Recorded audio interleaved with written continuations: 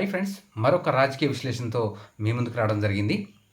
ఏదైతే 2024లో అధికారంలోకి వచ్చిన తెలుగుదేశం పార్టీ, అలాగే కూటమి పార్టీలు మొత్తానికి ఏదైతే తెలుగుదేశం పార్టీ ముఖ్యంగా కూటమిలో ప్రధాన పాత్ర వహిస్తున్న తెలుగుదేశం పార్టీ కార్యకర్తల నుంచి విన్నతులు, అలాగే డిమాండ్లు, అలాగే ఏదైతే వారి నుంచి వచ్చిన విన్నతులను స్వీకరించిన తర్వాత తెలుగుదేశం పార్టీ అట్టయితే ఇప్పటికైనా మేల్కొన్నట్లు సమాచారం. ఏదైతే కార్యకర్తే నాయకుడు అనే కార్యక్రమాన్ని చంద్రబాబు నాయుడు గారు ప్రారంభించారు. ఏదైతే రాబోయే రోజుల్లో కార్యకర్తలను సమన్వయం చేసుకొని ప్రతి నియోజకవర్గంలో సమన్వయం చేసుకునే విధంగా తెలుగుదేశం పార్టీ అయితే అడుగులు వేస్తుంది. ఖచ్చితంగా ప్రతి కార్యకర్తను ఖచ్చితంగా పార్టీలో క్రియాశీలకంగా వ్యవహరించే విధంగా తయారు చేయాలని నారా చంద్రబాబు నాయుడు గారు, లోకేష్ గారు ఆలోచిస్తున్నట్లు సమాచారం. ఈ ప్రకారంగానే కార్యకర్తే నాయకుడనే కార్యక్రమాన్ని మొన్న ప్రారంభించిన చంద్రబాబు నాయుడు గారు ఏదైతే ఈ యొక్క ఆంధ్రప్రదేశ్ అన్ని జిల్లాల్లో ప్రతి నియోజకవర్గాల్లో కార్యకర్తలను సమన్వయం చేసుకొని ప్రతి ఎమ్మెల్యేతో కానీ బూత్ కార్యకర్తతో సహా ఖచ్చితంగా డిజిటలైజేషన్ చేసుకొని ప్రతి కార్యకర్తతో మాట్లాడాలని ఖచ్చితంగా ఎమ్మెల్యేలకైతే ఆదేశాలు వెళ్ళాయి.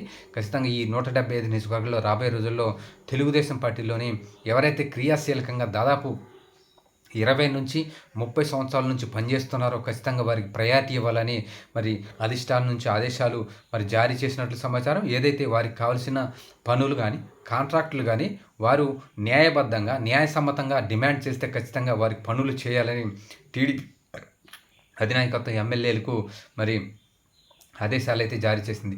ప్రతి టీడీపీ కష్టపడిన కార్యకర్తకు అన్యాయం చేయకుండా ఖచ్చితంగా మనం అధికారంలో ఉన్నాం కాబట్టి వారి బాధలను, వారి సమస్యలను తెలుసుకొని ఖచ్చితంగా వాటికి సొల్యూషన్ అని ఇవ్వాల్సింది మన టీడీపీ నాయకులేనని ఆదేశాలు జారీ చేసిన సమాచారం.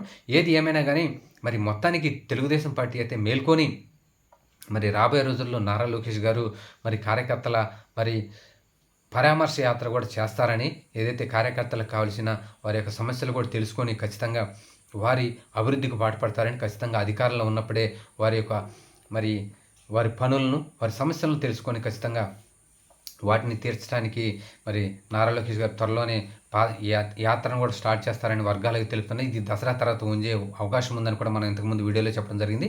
మొత్తానికి ఏది ఏమైనా సరే తెలుగుదేశం పార్టీ ఇప్పటికైనా మేల్కొని కార్యకర్తల సంక్షేమం కోసం, కార్యకర్తల సమస్యలు పరిష్కరించడం కోసం మేల్కొన్నందుకు ఇప్పటికైనా తెలుగుదేశం పార్టీకి చాలామంది కార్యకర్తలు అయితే ధన్యవాదాలు తెలుపుతున్నారు. మొత్తానికి 175 నియోజకవర్గాల్లో త్వరలోనే ఒక కమిటీని కూడా ఏర్పాటు చేసి ఖచ్చితంగా కార్యకర్తల కోసం సంక్షేమ నిధిని, కార్యకర్తల కోసం సమస్యలను త్వరగా పరిష్కరించే ఒక కాల్ సెంటర్ను కూడా ఏర్పాటు చేయనున్నట్లు, అలాగే కార్యకర్తలు ఎప్పుడంటే అప్పుడు స్పందించే విధంగా ఎమ్మెల్యేలు కానీ క్రియాశీలక నాయకులు కానీ వారు సంసిద్ధంగా ఉండాలని పార్టీ ఆదేశాలు జారీ చేసినట్లు సమాచారం. మొత్తానికి రాబోయే రోజుల్లో తెలుగుదేశం పార్టీ నాయకులను, కార్యకర్తలను తెలుగుదేశం పార్టీ మంచిగా చూసుకొని వారికి కావాల్సిన సమస్యలను పరిష్కరిస్తుందా, లేకపోతే ఇప్పుడైతే ఎలాగైతే సాగుతుందో అలానే ఈ యొక్క బండిని నడిపిస్తారా అనేది రాబోయే రోజుల్లో తెలుగుదేశం పార్టీ ఎటువంటి నిర్ణయాలు తీసుకుంటుందో చూడాల్సిన అవసరం ఉంది. Thank you.